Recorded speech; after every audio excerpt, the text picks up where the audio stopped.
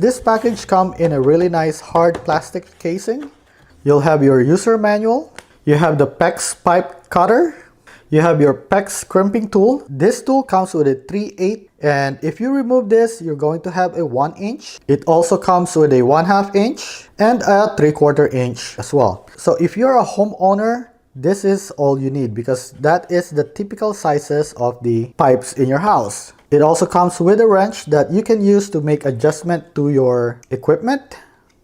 It comes with extra screws and your crimp guide. So this is going to let you know if your crimp is good or not. So now let me just show you how you can remove and replace the die head. All you need to do is just open the handle, and if you look under, you have this latch right here. All you need to do is just open it up, and you want to press this screw to give you some space. Okay, so let me go open this head.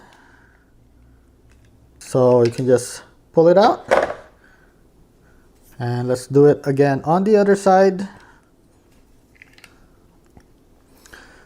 So without any of those, I actually have a 1 inch crimping tool. So to install a new die, all you need to do is open it up, and you want to put this thing in.